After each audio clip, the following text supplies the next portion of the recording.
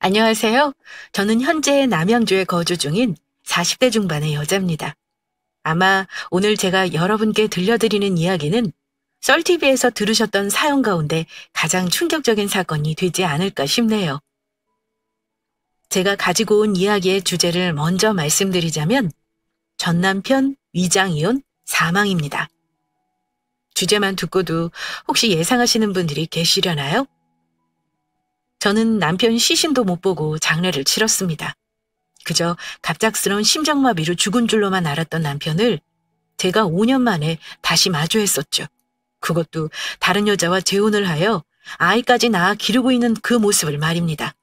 살다 그런 일을 제가 겪게 될 줄이야. 제가 겪은 저 이야기를 가지고 드라마로 만들어도 아내의 유혹 뺨칠 만한 막장 드라마가 탄생할 것 같네요. 더 길게 설명할 것 없이 바로 이야기를 시작하겠습니다. 일단은 제가 결혼했던 그 남자와 시댁 인간들에 관한 이야기 먼저 시작해 볼게요. 어머니, 저희 집에는 어떻게 들어오신 거예요? 아니, 그리고 왜? 왜 마음대로 제 속옷을 건드세요? 이건 아니죠. 제가 얼마나 놀란 줄 아세요? 강도라도 들어던 건 줄 알고 경찰에 신고까지 하려고 했었어요. 부적이 있다고 애가 생기면 대한민국에서 난임 치료하는 부부들이 어디 있겠어요. 어머니, 저도 아이 갖고 싶어요. 어머니도 같은 여자면서 어떻게 이렇게까지 막무가내로 하세요? 정말 너무하세요. 아이고, 너무하기는 누가 너무해? 너야말로 나한테 참 너무하다. 응? 참 너무해. 그래, 며느리도 집 비밀번호는 알려주기 싫다고 하지. 아들놈도 알려주기 싫다고 하지. 그래서 내가 열쇠기사 불러서 따고 들어갔다. 이것부터가 문제야. 이것부터가.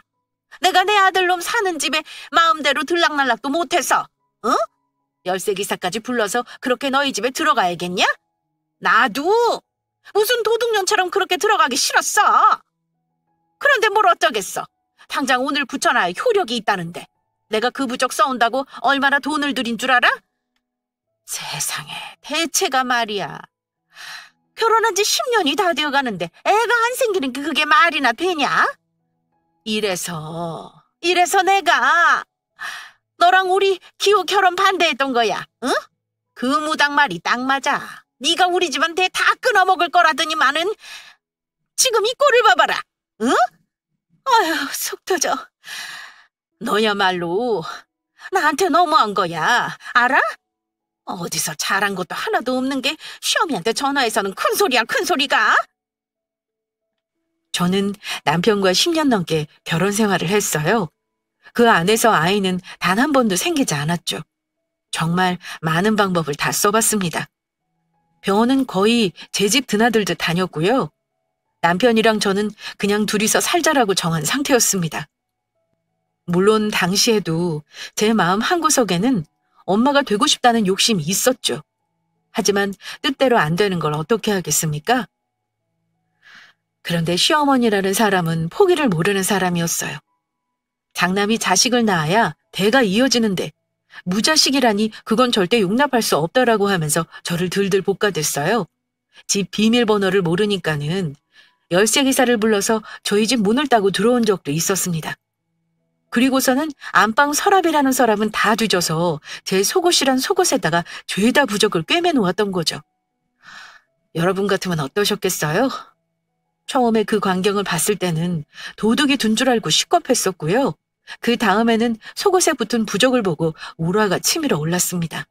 그 광경을 남편도 같이 봤었어요. 시어머니와 말다툼을 하던 당시 스피커폰으로 하고 있었고 그 내용을 남편도 고스란히 다 듣고 있었습니다. 시어머니는 제게 단 한마디의 사과도 없었죠. 네가 내 아들이랑 결혼해서 우리 집안 대 다 끊어지는 거다라면서 사주를 받던 얘기로 또 제게 화를 낼 빌미를 찾고 있었습니다. 다신 아무 말도 하지 말아봐. 내가 얘기할게. 여보세요? 엄마, 지금 뭐 하는 거예요? 에? 우리가 몇 번이고 얘기했었잖아. 아니야? 생기지도 않은 애를 부적 같은 거로 만든다는 게 말이 돼? 거기 점집 어디야? 내가 아주 사기꾼이라고 경찰에 신고해버릴 거니까. 우리가 괜찮다는데 왜 엄마가 자꾸 이런 식으로 스트레스를 주니까 이 사람이 힘든 거야. 알아? 그렇게 스트레스를 주는데 애가 생기는 게 더 이상하지. 어쨌든 내가 지난번에 한 얘기 변함없어요. 나랑 이 사람 더는 애 낳을 생각 없어. 그냥 둘이서 살 거니까 그런 줄 알아요. 한 번만 더 이래봐. 나 정말 가만히 안 있어. 가만히 안 있으면 뭐 어쩔래? 어? 장남이 아들 하나 없으면 어떡하냐? 어? 어떡하냐고? 아유, 내가 제명에 못 죽지. 제명에 못 죽어. 말도 안 되는 소리를 말이라고 우기는 시어머니가 있음에도 제가 결혼 생활을 유지할 수 있었던 건 남편이 있어서였습니다. 자기가 나서서 시어머니와 맞서 싸워주었죠. 당시만 해도 저는 내 남편밖에 없구나 하고 살았어요. 유별나게 사이가 좋았던 건 아니었지만 적어도 부부로서 서로를 지켜줄 줄 아는 부부로 살았습니다. 저는 그렇게 살았다고 생각을 했어요. 그 인간이 뒤에서 무슨 짓을 하고 다닌 줄은 꿈에도 몰랐던 거죠. 그렇게 남편에 대한 신뢰가 두터웠기에 저는 그 결혼 생활을 할 수 있었습니다. 남편이 회사에서 구조조정이 일어날 것 같다고 말을 할 때도 당신이 전업주부하고 내가 더 열심히 돈 벌면 된다라고 씩씩하게 말할 수 있었어요. 우리는 균형 잡힌 부부관계라고 생각을 했으니 말이죠. 여보, 구조조정이 있을 수 있다는 거 소문만 도는 거지 아직 확정난 것도 아니잖아. 그리고 당신 구조조정 대상 돼도 전혀 걱정할 것 없어. 내가 돈 벌고 있잖아. 당신이 전업주부하고 그리고 어차피 당신 지금 갖고 있는 땅 곧 개발된다며. 당신 직장 동료들이 들으면 배부른 소리 하고 있다고 할걸? 어쨌든 걱정하지 마. 내가 지금처럼 직장 계속 다니고 그러면 되는 거지. 뭘 그런 거로 걱정하고 있어? 걱정하지 마. 우리 안 굶어 죽어. 그래도 둘이 같이 버는 거랑 당신이 혼자서 버는 거랑 당연히 우리한테 영향이 있을 거야. 만약에 혹시라도 구조조정이 있을 거라고 하면 악착같이 버텨봐야지. 월급쟁이가 할 수 있는 게 뭐겠어. 회사 비 다 맞춰가면서 알아서 기는 거지. 땅이야 개발돼야 그게 돈이 되는 거고. 아무튼 좀 심란하기는 하네. 그리고 남편은 땅도 가지고 있었어요. 개발이 될 거라는 소식을 믿고 자기가 사둔 땅이었죠. 땅도 있겠다. 제가 직장도 다니고 있겠다. 저는 정말이지 남편이 전업주부가 된다고 해도 아무 상관없었습니다. 돈을 누가 벌면 뭐 어때요? 같이 잘 살면 되는 거죠. 그런데 여기서도 시어머니라는 사람은 제 탓을 해댔어요. 구조조정 얘기 때문에 심란해하던 중 시댁 식구들과 식사를 하는 자리가 있었습니다. 시동생과 남편이 대화를 하던 중 흘러가듯 이야기를 했는데 그거를 시어머니가 그새 들은 거였죠. 세상이 무너지는 사람처럼 펑펑 울다가 시어머니는 제게 화를 내기 시작했어요. 왜긴요. 자기 아들이 잘릴지도 모르는 거 그것도 제 탓이라고 말입니다. 그래서 내가 너희 결혼하겠다고 했을 때 그때 내가 뭐라 그랬어? 내가 이 결혼하면은 기호 넣어? 네 인생 안 풀릴 거라고 엄마가 말했어 안 했어? 사주상으로 네 와이프가 네 길을 쪽쪽 빨아가고 네 앞길 망칠 거라고, 응? 그 무당 이용하다고 아주 전국적으로 소문이 났던 양반이야. 내가 니들 날 잡겠다고 할 때 친자 가서 궁합봤던 거 아냐? 응? 그런데도 다 미신이라고? 믿을 거 못 된다고 이 어미 말을 싹 잘라먹더니만은 속 터져. 얘 둘째야. 소주 한 병만 더 꺼내와라. 내가 이 꼴을 보고 살 바에는 술이나 퍼마시다 일찍 세상 뜨는 게 낫지. 여자 하나 잘못 들여가지고 아주 내 아들 인생 다 말아먹게 생겼네. 다 말아먹게 생겼어. 굿이라도 하든가 해야지. 속 터져. 늘 저런 식이었어요. 시동생 부부는 궁합이 아주 찰떡이라 시모가 바로 허락했는데 그 두 사람보다 저희 부부가 더 잘 먹고 사이좋게 잘 살았는데도 시어머니라는 사람은 저런 말 같지도 않은 트집을 잡으면서 저를 구박했습니다. 그나마 남편 역시 자기 엄마와 그렇게 가깝게 지내고 싶지 않아 해서 1년에 두세 번? 보면 많이 보던 거라 잠깐만 꾹 참으면 됐었어요. 저 당시에도 그냥 빨리 이 시간이 지나갔으면 좋겠다 하고 있었죠. 그렇게 구조조정 이슈로 심란한 시기를 보내던 중 뜻밖의 일을 듣게 되었습니다. 월급쟁이가 뭘 어떻게 하겠어. 안 잘리려면 회사에서 하라는 대로 해야지. 길게도 아니고 2년만 나갔다 들어오면 돼. 뭐 잘 됐지 뭐. 안 그래? 이참에 여행도 하고 하는 거지. 2년이면 돼. 2년만 나가서 지사 관리하고 들어오면 구조조정 얘기도 어느 정도 정리되어 있을 것이고 나도 내 자리 지킬 수 있을 테니까 당신이 이거는 이해 좀 해줘. 남편은 해외로 발령이 났다고 했어요. 해고당하지 않기 위해서는 회사에서 하라는 대로 하는 게 좋을 것 같다면서 해외 발령을 이행하기로 했다고 했죠. 뭐 어떻게 하겠어요? 그러라고 했습니다. 그렇게 저는 남편과 갑작스럽게 떨어져 지내게 되었죠. 그 사람이 발령받은 곳은 미국이었습니다. 일본이라면 마음먹으면 언제든 갈 수 있을 거리라 좋았을 텐데 미국이라니. 공항을 떠나는 남편을 보면서도 착잡했었어요. 아휴, 뭐하러 이런 거를 보냈어. 당신이 일을 안 하는 것도 아니고 회사도 다니면서. 참, 여기도 한인마트 있고 한식 맛있게 하는 식당도 엄청 많아. 그러니까 보내지 마. 당신 마음 충분히 아니까는 이런 거 보내지 말아요. 알겠지? 어떻게 안 보내? 아무리 한인마트 있고 한식당이 있다고 해도 한국에서 먹는 거랑 같겠어? 완전 다르지. 내가 당신 보러도 못 가니까 음식이라도 해서 보내려고 하는 거야. 내가 내 마음 편하라고 보낸 거니까 그냥 아무 소리 하지 말고 받아서 드세요. 응? 일은 할 만해? 내가 크리스마스 때 갈까? 한국 사람도 당신 한 명뿐이라면서 회사 사람들이랑 어울리는 것도 어색할 텐데. 저는 미국에 가 있는 남편을 위해서 한 달에 한 번씩 대용량으로 반찬을 해서 보냈어요. 저도 직장을 다니고 있던 터라 제주도도 아니고 미국을 오고 갈 수 있는 상황이 아니었으니 말입니다. 더욱이 마음에 걸렸던 건 남편이 말하기를 한국인 직원이 자기 한 명뿐이라고 얘기했었기 때문이죠. 타지도 외로운데 심지어 타국에서 한국인 직원 한 명 없이 있을 남편이 안쓰러웠습니다. 그렇게 안부를 묻고 있는데 한국말이 들려오는 게 아니겠어요? 남편은 회사에 있을 시간인데 말입니다.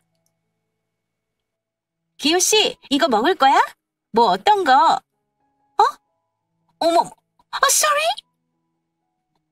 분명 한국말이 들려왔는데 똑같은 목소리로 한국어를 했다가 주춤하더니 금세 영어를 쓰더군요. 괜히 그러는 거를 생각했어요. 별것도 아닌 건데 내가 괜히 과하게 생각하는 거라고 말입니다. 남편이 식당에 가 있는 것일 수도 있는 거고 한식당에서 친구를 사귀었을 수도 있는 거니 말이죠. 남편 역시 서둘러 제게 이야기를 하기는 했어요. 잠깐 밖에 나왔다고 말입니다. 나 지금 잠깐 점심 사러 밖에 나왔어. 한국 사람 보러 내가 한인식당에 더 자주 온다니까. 내가 얼마나 자주 왔으면 여기 직원들이랑 형, 누나, 오빠 뭐 별걸 다 하고 지내. 당신 남편 다른 건 몰라도 친화력 하나는 끝장나잖아. 나 진짜 여기저기서 잘 먹고 다니니까 무리해서 반찬하지 마. 알았지? 내일 또 통화하자. 그럴 수 있겠거니 했습니다. 한국에 있을 때도 여자 문제 이런 거는 정말 단 한 번도 일으킨 적이 없었던 사람이니 그냥 남편이라는 인간을 제가 철썩 믿었어요. 하지만 의문의 한국 여자가 남편의 상간녀였을 줄이야. 저는 정말 꿈에도 몰랐습니다. 아무것도 모른 채 그렇게 장거리 부부로서 한 해를 보내고 또 다른 한 해를 맞이했죠. 여보, 일이 바쁜가 보네. 시간 날 때 연락 줘. 당신 무슨 일이 있는 거야? 메일도 확인 안 하고. 나 걱정돼. 잘 있으면 잘 있다 그거라도 알려줘. 그러다가 정말 일상을 잘 보내고 있었는데 남편이 2주가 넘도록 연락이 안 되는 게 아니겠어요? 2주가 넘도록 말입니다. 지금도 저 당시만 생각하면 사람이 피가 마른다는 게 무슨 뜻인 줄 알겠더군요. 전화도 문자도 메일도 여러 수단 중에 단 하나도 연락이 되지 않았죠. 회사에서는 분명히 멀쩡하게 근태를 하고 있다고 말해줬는데 당사자인 남편과 연락은 안 되지. 정말 오만 가지 생각이 다 들었습니다. 그래서 일단 제가 다니고 있던 직장에 급하게 연차를 몰아서 쓰고 미국을 가기로 했어요. 출국하기 이틀 전쯤이었을 겁니다. 남편이 해외로 나가고 나서 연락 한 번 왕래 한 번 없던 시어머니가 제게 전화를 걸어왔어요. 네 동서가 보낸 메시지 보고 그리로 좀 와라. 옷은 너무 튀게 입지 말고 우리도 여기서 한두 시간 걸리니까 시간 맞춰서 오고. 어머니는 대뜸 제게 전화를 걸어서는 동서가 보낸 주소지로 오라고 했습니다. 무슨 일인가 했어요. 당장 이틀 뒤면 미국으로 가야 해서 할 게 많은데 그래도 시어머니라고 속 시끄러워할까 봐 남편이 연락 안 된다는 소리를 안 하고 있었죠. 일단은 동서가 보내준 내용의 주소지를 찍고 그 장소로 향했습니다. 장소에 도착하고 나서 저는 더 당황할 수밖에 없었어요. 도착 장소가 다름 아닌 납골당이었기 때문입니다. 그리고 시댁 식구들과 마주한 저는 대체 여기는 왜 온 건가 하는 표정으로 말없이 그들 뒤를 따라갔어요. 수많은 칸을 지나 발걸음을 멈췄고 저는 그 자리에서 주저앉고 말았습니다. 어머니, 서방님, 동서, 이게 대체 뭐예요? 이게 뭐야? 이 사람 이름이 왜 여기 있어요? 예? 우리 남편 이름이 왜 여기 있냐니까요? 서방님! 어머니, 이게 뭐예요? 왜 우리 기호 씨 이름이 여기 적혀 있냐니까요? 왜 우리 남편 사진이 여기 붙어 있어요? 왜? 수많은 작은 유리칸, 그리고 그 유리칸 너머에는 고인들의 유골이 담긴 도자기가 놓여져 있었죠. 그리고 그중 어느 한 곳에는 제 남편 이름이 적혀 있었습니다. 내 남편이 아니라고 그냥 이름이 같은 사람이다라고 우기고 싶어도 환하게 웃는 남편의 모습이 담긴 사진까지는 외면할 수가 없었어요. 처음에는 이게 무슨 일인가 어안이 벙벙했고 그 다음에는 누가 나를 몰래카메라 하고 있는 건가 싶었고 그 다음에는 세상이 무너지는 것 같았습니다. 엉엉 울며 미친 사람처럼 발작을 일으키는 저와는 달리 시어머니는 냉담했어요. 지금 생각해보면 시동생 부부는 어찌할 바를 몰라 하는 표정이었던 것 같은데 그 당시에는 그 사람들이 무슨 표정을 짓고 있는지 눈에 들어오질 않았습니다. 그렇게 미친 사람처럼 이게 대체 무슨 일이냐, 내 남편이 왜 여기 있냐, 미친 듯이 울다가 저는 결국 혼절하고야 말았죠. 내가 언제 어떻게 쓰러진 줄도 모른 채 저는 눈을 떴습니다. 모든 게 꿈만 같았어요. 남편이 죽었다는 사실이 믿기질 않았죠. 이제 정신이 좀 드냐? 아휴, 간호사한테 얘기할 테니까 옷 챙겨서 나와라. 앞에 있을 테니까. 눈을 뜬 제 옆에 제발 남편이 있길 바랬는데 제 옆에는 시어머니가 있었습니다. 정신이 든 저를 보면서 차갑게 이야기했어요. 앞에 있을 테니 몸 추스르고 나오라고 말입니다. 넋이 나간 사람처럼 마치 산송장처럼 저는 털레털레 병원 밖으로 나왔어요. 거기에는 시어머니가 서 있었죠. 시어머니는 아무 말 없이 제게 서류 하나를 보여줬습니다. 사망 처리가 된 남편의 이름이 적힌 종이었어요. 그래도 사망 신고서라도 너 데리고 가서 같이 내게 하고 싶었는데 네가 하도 눈을 안 뜨길래 내가 다녀왔다. 기호, 이제 이 세상에 없는 사람이야. 울지 마. 네가 울 자격이나 있니? 내가 말했었지? 네가 우리 기호 명줄 잡아먹는 거라고. 네가 네 남편 잡아먹고 나서 뭘 울어 울기를. 지금 땅치고 울고 싶은 건 나다. 그때 내가 말렸어야 했는데 그때 내가 말렸으면 우리 기호 명줄이 길었을 텐데. 죄송합니다. 죄송해요. 죄송합니다. 죄송해요. 죄송해요. 제가 왜 죄송하다고 했던 건지. 지금이야 억울하고 분이 안 풀리지만 저 당시에는 남편이 죽었다라는 생각에 모든 게 내 탓인 것 같았어요. 정말로 시어머니 말대로 내가 남편이랑 궁합이 안 맞는 사람인데 결혼해서 멀쩡히 더 살 수 있는 사람을 죽게 한 건 아닌가 별별 생각이 다 들었죠. 장례도 절에서 시어머니 시동생 동서 그리고 저 이렇게만 치렀습니다. 남편의 절친한 지인들 몇 명과 함께 말이에요. 그렇게 남편을 떠나보내고 난 후 시댁 식구들은 제 집에서 남편 집만 쏙 빼갔습니다. 그 집은 제 것이었거든요. 그래서 자기네들이 짐을 빼주겠다며 홀라당 갖고 가버렸죠. 그리고 마지막으로 제 집을 나서면서 시어머니는 앞으로 보는 일 없게 하자고 마지막 말을 남기고 문을 닫아버렸어요. 어지간히도 제가 싫었나 봅니다. 저딴 식으로 했던 걸 보면 말이에요. 그렇게 저는 남편이 죽은 줄로만 안 채 5년이라는 시간을 보냈습니다. 그 뒤로는 누군가 제게 마음을 열고 다가와도 만나지 않았어요. 나라는 사람이 누군가의 명주를 줄여버리는 사람같이 느껴졌기 때문이죠. 그 시간 동안 남편이 망자로 처리되어 있는 것도 보고 싶지 않아 등본도 안 봤었어요. 뭐 그런 점 외에는 일상을 되찾아서 잘 살아가고 있었습니다. 친구의 전화를 받기 전까진 말이에요. 아니, 야, 저기 헛소리라고 듣지 말고 내 말 들어봐. 네 남편 기호씨 정말로 죽은 거 맞지? 아니, 내가 생각해도 어이없는 질문이긴 한데 나도 내가 본 게 뭔지 믿기지가 않거든. 그런데 분명히 와, 이거는 진짜 누가 봐도 기호씨다. 정말로. 야, 네가 우리 가게 와서 이모들한테 한번 물어봐봐. 정말로 기호씨가 서기호 우리 가게에 어떤 여자랑 밥 먹으러 왔다니까는? 저의 20년 지기 친구가 제게 연락을 해서는 죽은 제 남편을 봤다고 하는 게 아니겠어요? 몇 번을 다시 봐도 제 남편이었다면서 말입니다. 다른 여자랑 자기 식당에 왔다고 말이죠. 저 이야기를 들었을 때 이미 나는 남편의 납골당도 다녀왔었고 사망 신고서도 보았고 심지어 장례까지 치른 상황에서 말도 안 되는 소리 하지 말아라 하고 넘길 수 있는 상황이잖아요. 하지만 왜인지 그 말을 무시할 수가 없었습니다. 저는 다음날 바로 친구 가게로 향해서 CCTV를 확인해 보았어요.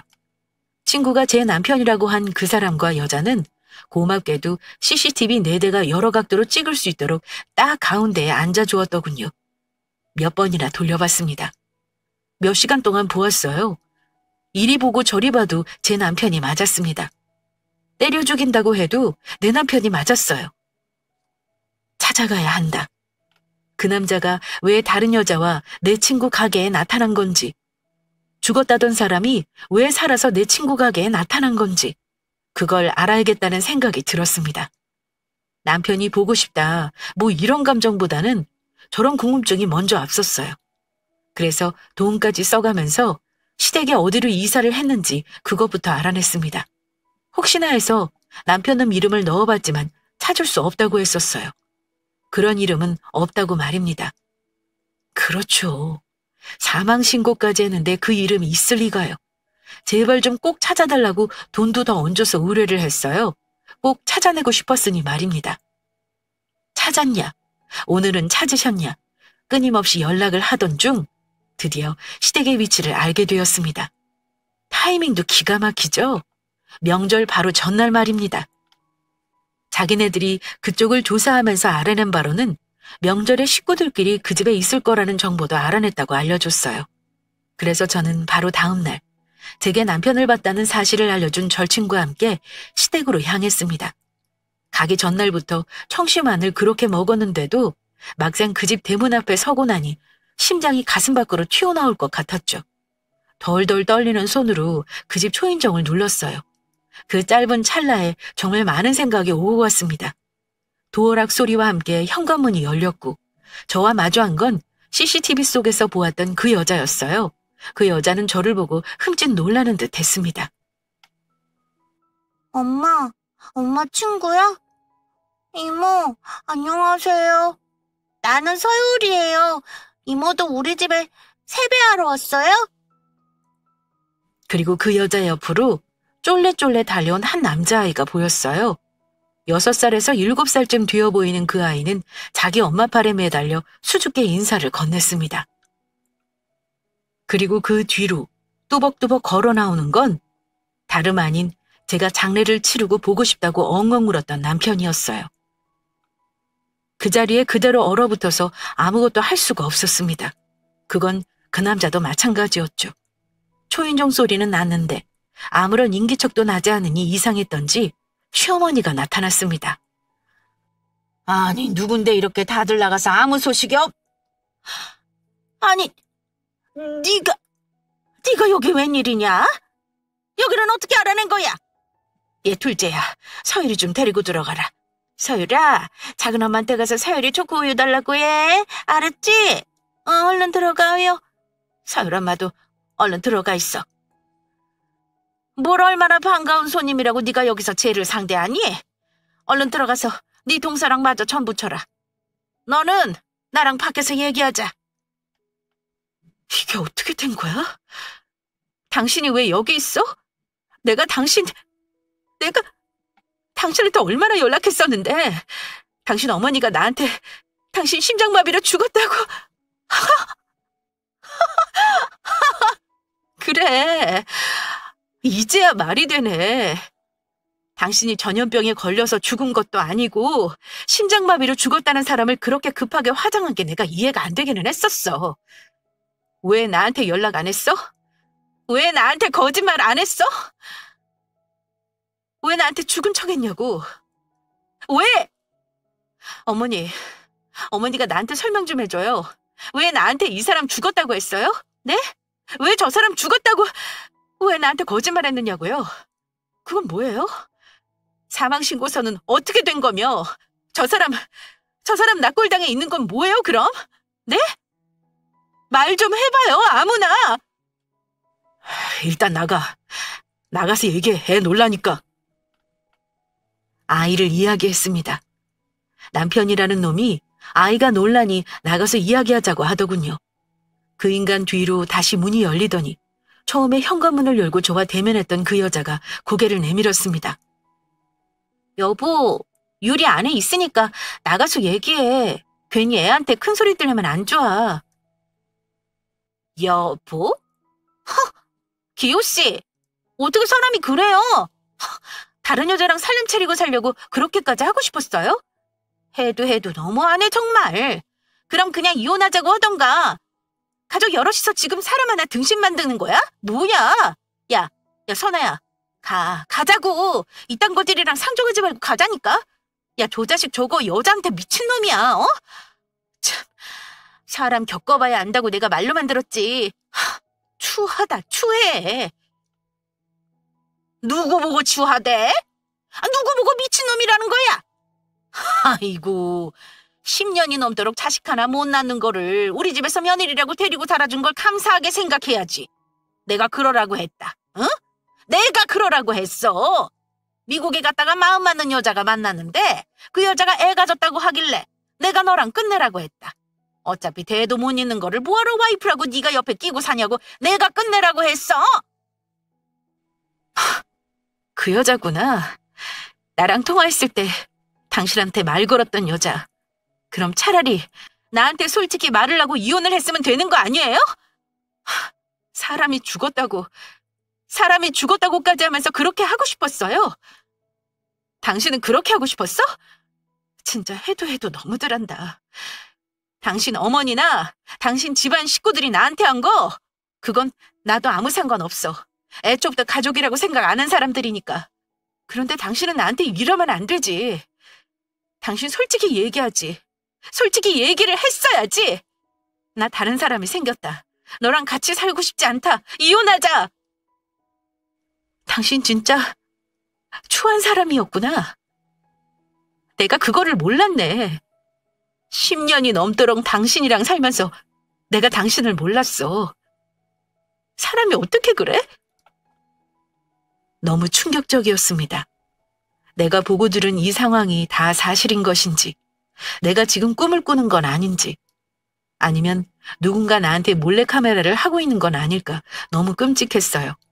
그런데 더 끔찍한 건 시어머니였던 그 정신 나간 여자가 뒤이어서 하는 말이었습니다. 저한테 왜 그 자식이 죽었다고 했는지 그 이유를 정신 나간 여자가 말해줬죠. 그렇게 해야 너한테 우리 아들 재산 땡전 한 푼도 안 주지. 평생을 시집와서 자식 하나 못 낳은 것한테 뭐 예쁘다고 위자료를 주고 재산까지 나눠줘? 아이고, 내가 그 꼴은 못 보지. 우리 귀한 장손 곱디곱게 키우려면 들어갈 돈이 태산일 텐데 그 돈을 너 같은 것한테 주라고? 절대 안 되지. 겨우 그것 때문에 그런 거야? 대답해봐. 겨우 그깟 돈 때문에? 야, 나 너한테 돈 같은 거 받을 생각 없이 나는 그냥 당신이 살아있는 게 맞는 것인지 그거 보러 온 거였거든? 그런데 안 되겠다. 내가 억울하고 역 같아서라도 내가 니들 가만두면 안 되겠다. 내가 니들을 가만두면 내가 못 살 것 같다. 그래, 어디 한번 네가 한 짓이 어떤 짓인지 한번 그대로 당해봐. 이 싸가지 없는 것이 어디서 너너거리고 있어? 뭐? 역 같아서? 야! 어디다 대고 반말이야? 당신 나랑 무슨 사이인데? 당신 나랑 무슨 사이냐고. 당신 아들 죽었고 나는 시어머니도 없어. 그런데 뭔데 당신이 나한테 육지거리야?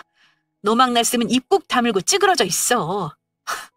당신이 그딴 식으로 살아왔는데 당신 손자며 당신 자식이 잘 먹고 잘 살 것 같아? 절대 아니지. 한번 두고 보자고. 내가 어떻게 하는지. 일단 그 인간들이 저를 속일 수 있었던 데는 참 많은 비밀이 숨겨져 있었습니다. 납골당은 그냥 말 그대로 거짓말이었어요. 시동생이었던 놈이 그쪽 관리자와 아는 사이였고 빈자리에 일시적으로 자기 형 사진이며 도자기를 가져다 두고서는 저를 속인 거였죠. 몇 년간을 말입니다. 그리고 사망 신고서. 그것도 위조였습니다. 아주 집안 식구들 전체가 사기꾼이더군요. 사망 신고서를 위조하는 데 도움을 준 건 동서였던 여자의 사촌이었습니다. 포토샵을 잘하는 그 좋은 재능을 남 속이는 데 쓴 거죠. 그거를 시어머니라는 사람이 자랑이랍시고 떠들어 댔습니다. 그리고 남편놈 장례식에 왔던 그 친구놈들 다 한패였어요. 남자들 의리는 그런 건가 보죠? 친구가 다른 여자랑 살림 차릴 수 있도록 거짓 장례식 조문하는 그런 쓰레기만도 못한 의리 말입니다. 의리는 그딴 게 아니죠. 적어도 의리라는 건 제 절친이 그날 저와 함께 그 인간들이 있는 소굴에 가주었던 것, 그리고 처음부터 끝까지 그 모든 상황을 다 촬영해서 증거로 남긴 것, 그게 의리 아닐까 싶네요. 소송, 손해배상 청구, 복수. 저는 위에 3가지를 진행하기로 했습니다. 절친의 자발적인 도움으로 말이에요. 소송이랑 손해배상 청구야 좋은 변호사를 만났기에 전적으로 변호사한테 맡겨두었죠. 저와 제 친구가 혈안을 하고서 덤벼들었던 건 복수였습니다. 복수를 준비하면서 딱 한 가지만 생각했어요. 어떻게 해야 그것들한테 내가 겪은 딱 그만큼의 복수를 할 수 있을까? 내가 죽었다고 거짓말 해봐야 그 인간들 아무 감흥도 없을 게 뻔하고, 그렇다면 그것들을 사회적으로 매장시켜버리자는 생각이 들었죠. 야, 아주 대문짝만하게 잘 뽑혔네. 선아, 너 정신 바짝 차려. 내가 무슨 말하는지 알지? 너 마음 약해지면 안 된다. 그 인간들 너 하나 가지고 온 식구가 사기친 거야. 아주 대형 사기. 너 얼마나 힘들었냐? 내가 너 힘들어했던 것만 생각하면 지금도 분이 안 풀려. 아무튼 제대로 마음 먹고 하자. 오케이? 가자. 저와 제 친구가 어디를 갔을 것 같으세요? 흥신소? 아니면 그 인간들이 사는 그 집? 저와 제 친구가 간 곳은 총 3군데였습니다. 첫 번째로는 남편놈의 회사, 2번째로는 시어머니가 다니는 절, 마지막 3번째로는 상간녀가 수업을 나간다는 대학교였습니다. 저와 친구가 했던 방법은 아주 간단했어요. 남편놈의 사진을 대문짝만하게 뽑은 뒤 영정사진에 두르는 검은 띠를 둘러주었습니다. 그리고 노트북과 대자보를 챙겨 들고 나갔습니다. 과한 소음을 내면 분명히 경찰의 제지를 받을 테니 말이죠. 불멸의 신 서기호. 월급 주면서 미국 지사로 발령 보냈더니 거기서 상간녀를 만나서 위장 사망. 10년을 넘게 산 조강지처를 속이기 위해 자신이 죽었다고 저를 속였습니다. 서기호의 엄마, 남동생, 재수씨 모두가 그를 도와 한 사람을 속였습니다. 위장한 납골당에 다녀왔고 위장한 장례식을 치렀습니다. 그래서 저는 그 사람을 사회적으로 매장시키고자 합니다. 저런 내용이 적힌 대자보를 저 한 장, 친구 한 장, 가슴팍 앞에 크게 매달고 그 자식 회사 앞에 서 있었어요. 챙겨간 노트북으로는 제가 시댁을 찾아갔던 그날의 모습을 친구가 찍었던 그 영상, 그날의 그 영상을 틀어놨죠. 출근하는 모든 직원이 그 망할 놈의 거대한 영정사진에 놀랐고 저와 제 친구가 들고 있는 대자보를 보고 놀랐고 그리고 노트북 영상을 보고 놀랐습니다. 이선아, 너 지금 뭐 하는 거야? 미쳤어? 사람 개망신 줄고 작정했어? 야, 너 내가 좋게 말할 때 빨리 네 친구 데리고 가. 가라고! 나 니들 집안 개망신 주려고 작정했어. 그렇지 않고서야 내가 여기에 이 꼴로 왔겠니? 우리 오늘 바쁘니까 말 그만 시키고 너는 가서 네 일이나 해. 아마 너 일 못하겠다. 아까 너희 팀 부장인지 뭔지 아는 사람도 이거 보고 갔어. 나한테 묻더라. 자기가 아는 서기호 맞냐고. 그래서 맞다고 했지. 아이고, 네 부장인가 보다. 얼른 전화 받아. 너 찾는 전화일걸? 아이, 너 정말... 예, 부장님. 제가 일단은 올라가서 설명드리겠습니다. 그렇게 그 망할 인간의 회사 앞에 저와 제 친구가 나타난 지 30분 만에 그 인간은 저를 쫓아 내려왔고 그러던 중에 상사한테 호출을 받아 후다닥 달려 올라갔죠. 그리고 그 다음으로는 시어머니였던 그 정신 나간 여자가 헌신하는 저를 찾아갔습니다. 여러분도 앞서 내용을 들으셨지만 시어머니였던 그 여자가 정말 성격이며 말하는 게 보통이 아닌 사람이었어요. 그런데 있죠? 그런 사람이 절에만 갔다 하면 180도로 바뀌어서 그렇게 선인인 척합니다. 아직도 저와 제 친구가 그 전에 나타났을 때 기겁을 하면서 뛰쳐나오던 그 정신 나간 마녀의 모습이 떠오르네요. 그리고 마지막으로 상간녀의 대학. 여기가 아주 대박이었습니다. 대학가이다 보니 우리 학생들이 사진을 찍고 SNS에 업로드를 해준 덕에 활기차게 홍보가 되었죠. 그렇게 복수를 하면서 법원에서 그 자식을 마주하게 됐어요. 너 꼭 그렇게까지 해야 했어? 지금 우리 집에 어떤 줄 알아? 우리 와이프 학교 수업 다 잘렸고 엄마는 지금 머리 싸매고 누워 계셔. 나는 또 어떤데. 나는 너랑 오늘 이렇게 법원에서 지지고 먹고 나서 내일 또 회사 징계위원회 가야 해. 알아? 어떻게 사람이 이렇게 추하게 노니? 내가 추하게 놀았어? 입이 있으면 말은 바로 해야지. 내가 추하게 놀아? 정말 그렇게 생각해? 너는 나한테 그런 얘기하면서 안 민망하니? 추하게 논 건 너랑 네 집안 식구들이지. 너랑 너희 식구들, 니들이 나한테 한 짓 생각하면 아직 받을 벌이 한참은 더 남았어. 알아? 창피한 줄 알아. 네 자식한테 창피한 줄 알라고. 걔가 나중에 커서 너를 뭐라고 생각하는지 네 애가 불쌍하다. 애가 무슨 죄야? 부모를 선택해서 너 같은 걸 만난 것도 아닐 텐데. 다른 건 몰라도 네 애한테는 죄인처럼 살아. 평생 사죄하면서. 자기네들이 저지른 거 그대로 돌려받는 건데 그걸 억울해하더군요.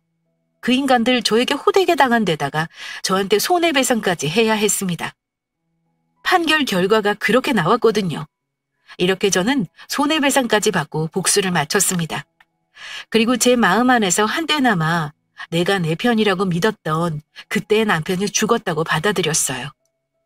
법원에서 만난 그 남자는 제가 알던 그 사람의 모습이라고는 하나도 없었거든요. 아이고, 이야기를 적다 보니 시간 가는 줄도 모르고 적었네요. 저는 이제 글을 마칩니다. 제 이야기가 여기서 끝이거든요. 이야기 들어주셔서 감사합니다. 좋은 저녁 보내세요.